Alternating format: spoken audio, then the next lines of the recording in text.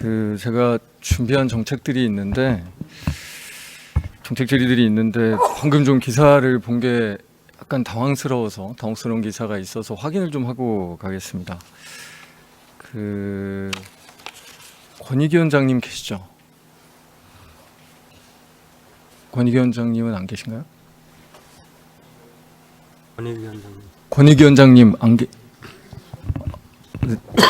다른 생각하고 계셨나요? 네, 아니요. 제가 방금 그 기사를 봤는데 국민의힘 인요한 의원님께서 요즘 국민의힘에서 의료개혁 특위위원장을 맡고 계시더라고요.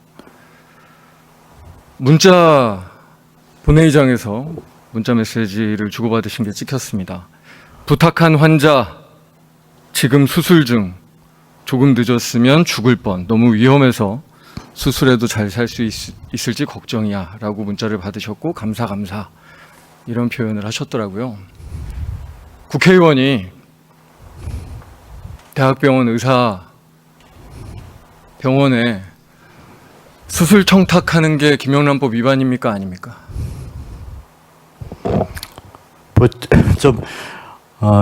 이게 복잡한 사안이 아니지 않습니까? 예, 김영란법 청탁금지법 위반입니까 아닙니까? 예, 좀 검토를 해봐야 될 것 같습니다. 아니 검토를 하시기 전에 제가 정확하게 말씀드릴게요. 제가 디테일한 상황은 모릅니다.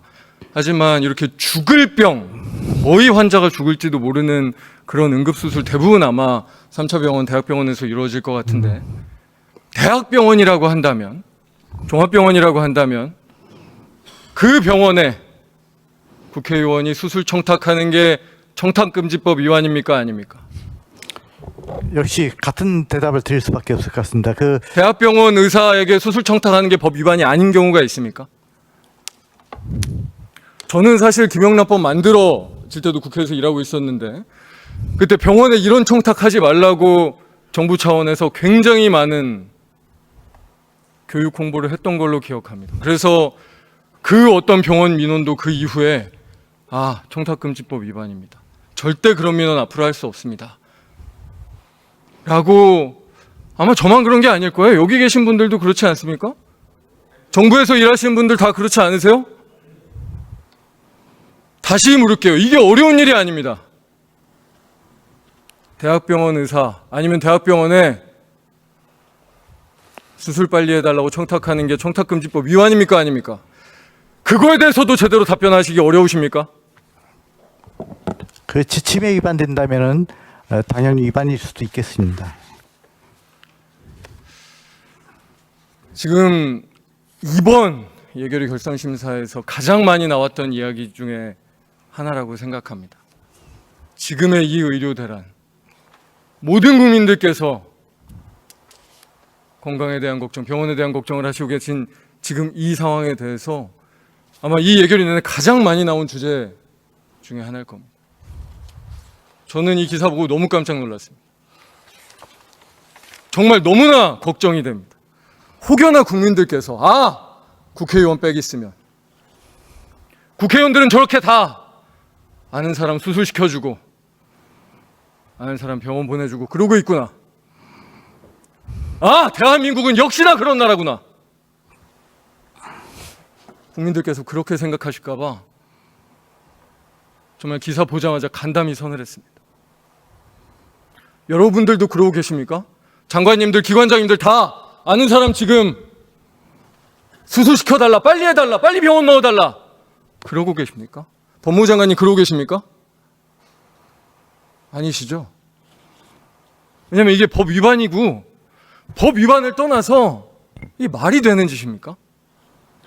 장관님, 이게 저는 사실은 응급수술 진짜 죽을지도 모르는 환자라면 저는 대학병이라고 생각하는데 명확한 사실관계가 드러난다고 하면, 그리고 당연히 조사하시고 권익위도 조사하시고 이후에 수사가 이루어져야 된다고 생각하는데요. 어떻게 처리하시겠습니까? 법무부 장관님. 어떻게 처리되어야 된다고 생각하십니까? 사건이 조사가 시작되면 그에 맞춰서 처리할 것으로 생각합니다. 윤석열 정부의 명예뿐만 아니라 모든 공직사회의 명예가 다 걸려있는 일 아닙니까? 이게 뭡니까? 국민들의 생명을 걱정하고 있는 이 상황에서요. 제가 뭐 앞으로도 이 얘기가 계속 나올 것 같아서 준비된 질의를 하겠지만 이 문제에 대해서는 정말로 법무부뿐 아니라 권익위뿐만 아니라 국민의힘 정부 여당 대통령실 그냥 넘어가시면 정말로 큰 국민적 저항이 있을 겁니다. 인유한 문자를 보니 정신이 번쩍 듭니다. 빽 있는 권력층은 의료 붕괴 상관없다는 뜻 아닙니까? 여당 국회의원인 인유한 국민의힘 최고위원의 문자 메시지가 국민의 공분을 일으키고 있습니다. 이른바 응급실 뺑뺑이로 인한 피해 사례가 생겨나고 있는데도 정부 여당이 왜 남탓과 방관으로 일관해 왔는지를 분명하게 드러냈습니다. 부탁한 환자 지금 수술 중, 속칭 빽 있는 권력자들에게는 의료 체계가 붕괴되든 말든 응급실 기능이 망가지든 말든 상관이 없겠다는 인식을 이 짧은 문자 메시지 하나에서 다 읽어낼 수 있었습니다. 인유한 최고위원은 국민의힘에서 의료개혁특위 위원장을 맡고 있습니다. 인유한 문자로 인해 윤석열 정부와 여당이 말하는 의료개혁의 실체가 실상은 의료계약임이 재확인됐습니다. 대체 무슨 말로 성난 국민을 납득시킬 수 있겠습니까? 인 최고위원은 수술을 잘 해달라는 부탁을 했을 뿐 수술을 빨리 받게 해달라는 취지는 아니었다고 해명했습니다. 하지만 공개된 문자에 조금 늦었으면이라는 문구가 담겨 있는 것에 비춰볼 때 납득하기 어렵습니다. 비록 그 해명이 사실이더라도 정부와 여당이 그동안 보여준 언행 때문에 국민 대부분은 쉽게 믿으려 하지 않을 겁니다.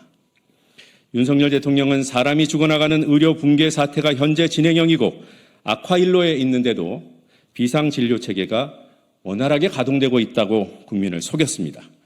대책을 내놔야 하는 보건복지부는 왜 의료 붕괴라는 표현을 써서 불안을 가중시키냐고 오히려 국민을 타박했습니다.